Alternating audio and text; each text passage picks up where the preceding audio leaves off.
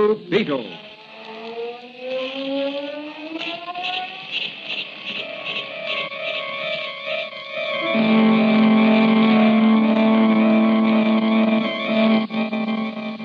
Sweeping down upon the underworld to smash gangland comes The friend of the unfortunate, enemy of criminals. A mysterious, all-powerful character, a problem to the police. But a crusader for law. In reality, Dan Garrett, a rookie patrolman, loved by everyone but suspected by none of being the Blue Beetle. As the Blue Beetle, he hides behind a strange mask and a suit of impenetrable blue chain armor, flexible as silk but stronger than steel.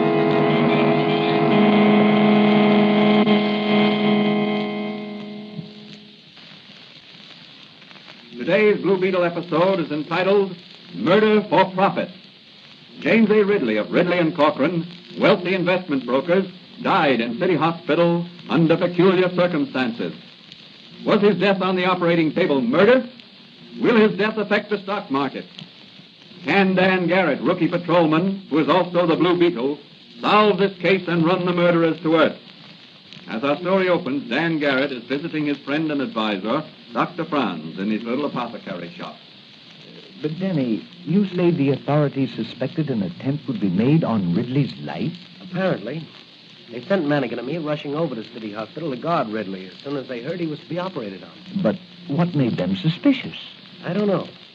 Unless it was because they knew his death would affect the stock market, give groups in the know a chance to clean up and make a lot of money. How? Well, Ridley was an international figure in investment circles. He controlled several large corporations. Yes, I know that. His death will undoubtedly cause the stocks of those corporations and possibly others to drop temporarily. Yes, but... Doc, if some crooked professional speculators were sure Ridley would not come off that operating table alive, they could play the stock market and clean up a fortune. But what about the other investors in the market? Wouldn't they stand to lose all they had? Precisely. But the murderers of Ridley wouldn't care about that. And why are you so certain it was murder? Look, Doc, here's what happened. When Mannigan and I arrived at the hospital this morning... Hey, Danny, it looks like something's up. Yeah. Wait, I'll ask this guy coming along the hallway and find Dr. Bartlett. Say, you, where can we find Dr. Bartlett? Dr. Bartlett can see no one. We're from police headquarters. We've been sent to guard Banker Ridley. You're too late. Mr. Ridley's dead. Dead? Yes, he died on the operating table just a minute ago. Mannigan, you phone headquarters while I take a look around. Okay, Dan, I'll do that. I'll be in or somewhere near the operating room. I've got to find Dr. Bartlett. Oh, just a moment. Are you Dr. Bartlett? No, I'm just an intern. Dr. Bartlett's office is 2 doors down on the right. What's that you've got in your hand? It's a scalpel. A scalpel? Yes, a very sharp knife for making incisions. What are you doing with it? Well, I'm not permitted to speak. Come on, open up. I'm the law. Well, you'll have to see Dr. I'm Bartlett. seeing you right now with a bloody scalpel in your hand. Here in this room here, I want to talk to you. But you... In you go. Now tell me what happened in the operating room. I assure you, it's against the ethics of... Ethics be hanged. Talk. Did you kill Banker Ridley? No, I tell you, I had nothing to do with it. Then what are you doing with that scalpel? I picked it up after the lights went on. The lights went on. Were they off? Yes. Just after Dr. Bartlett had made the incision in Mr. Ridley's throat and was about to operate on the diseased gland, the lights went out suddenly and a stench bomb exploded just inside the door. It blinded everybody and everything was confusion. When the lights finally went on, Mr. Ridley was breathing his last. An artery in his throat had been severed. Where were you standing? Across the table from Dr. Bartlett. Then you could... Yes, but I didn't. And what are you doing with that scalpel? I told you, I picked it up when the lights went on. Why? I noticed it was bloody. Well, wouldn't it naturally be, hadn't it just been used to make an incision? Not this scalpel. The one Dr. Bartlett used to make the incision had already been put back into the sterilizer.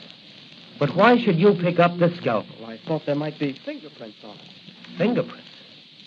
When everybody would be wearing sterile rubber gloves? Well, I didn't stop to realize that. Your story is pretty thin.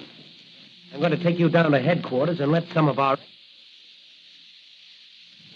From your story, I take it you suspect the intern of having killed Ridley during the confusion caused by the unexpected developments. No, I don't, really. I think someone higher up is the guilty person. Oh, surely not Dr. Bartlett. He's one of the most famous and respected surgeons in the country. Ridley's death meant profit in millions to someone or to some group.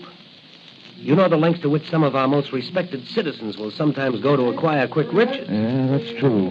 You know, money is all right when it does good. But money is evil when it causes evil. Well, there's the first edition of the evening papers. Yes. Well, it started just as we suspected. Listen to that. Yeah. Well, Danny, what are you going to do? Patrolman Dan Garrett is off duty, but the Blue Beetle never is. I'm going into action. Can I help you? Yes, Doc, you can. What about that secret solution you made that dissolves steel? You mean my formula X4? Yes, that's it. I have some over here in this cabinet. Here you are. Now, here's a little vial of it. But be very careful. It's powerful stuff. Thanks, Doc. What about your portable wireless telephone? I've got that in my magic ray and my flashlight. Good. You know, Doc, if I can solve this case quickly, maybe I can save a lot of little investors from losing their life savings. That's true, Danny. That's true. Well, Doc, the Blue Beetle has some nipping to do tonight. So long, Doc. I'll see you when I've cleaned up this stock market racket.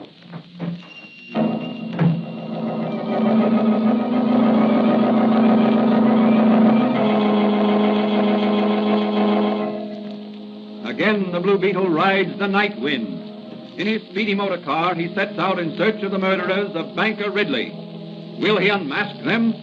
Can he uncover their plot to make millions by murder? Where will the Blue Beetle strike first? In a dark street at the rear of the Ridley home, a long blue motor car comes to a stop. A figure silently steps forth and approaches the high wall around Ridley's city home. Now, here's the rear of Ridley's house. I'll have to watch my step. This wealthy neighborhood's well guarded. Here's a door in this wall. Locked, I'll bet. Just as I thought. Let me see now. Try one of these master keys. No, that one won't do. I'll try this one. That's the one. Better go easy. The hinges on this door will probably squeak. So far, so good. Better close this after me. Watchman finds this open, he'll be suspicious. Now to gain entrance to the house without arousing anyone. Hang that... What's going on down there? Hold on, Carol, leave this bottle at you. Plain Pat make as much noise as a garbage collector. Here's a window. Probably wired down with a burglar alarm. Just attach these suction cups to it, and I'll cut out the glass, remove it without disturbing the frame. That's got it. I'll just remove the whole pane of glass and climb through. There. Now, I'll look around with my flash. That's the kitchen. All clear here. This door must lead into the dining room. No, that's the pantry. The dining room is beyond. What does this other door lead to? It's the hallway. The library should be up there on the right. Everything is dark. So this is my chance to search the place. I'll take the library first.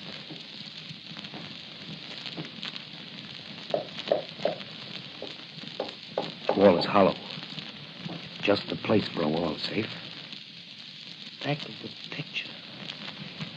See if I can move this panel. And there may be a button. Someone's coming. I'll hide behind these curtains until they go. Who's in there? Come out or I'll shoot. Let's have a little light on the subject. Huh? Yeah. I just sworn I heard someone coming in there. I was right. The picture over Father's wall safe. It's the Blue Beetle. Drop that gun, Ridley. Not me. sorry, Ridley, but I want to examine some of your father's private papers for a possible clue to his murder. He's out like a light. Well, I'll just tie you up, gag you, and then put you... Let me see. It's over there, back of that couch. There. Now to open the panel. Just as I thought. A large wall safe hidden behind that panel. Now for a little Formula X4 poured on the lock.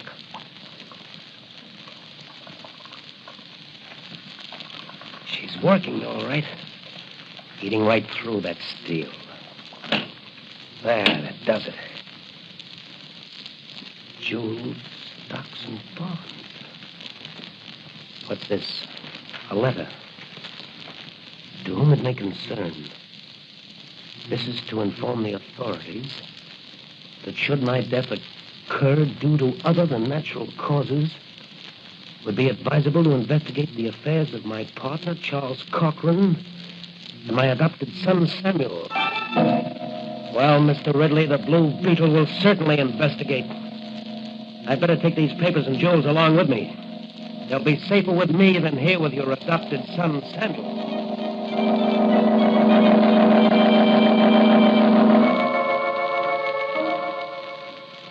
Off into the night sped the Blue Beetle on the trail of those responsible for the death of banker Ridley. Meanwhile, at police headquarters, Officer Manigan, playing a hunch, he has also decided to go to Cochran's office. In the still of the night, two cars are speeding toward the same destination. Each has a single occupant. One of the cars reaches its destination ahead of the other.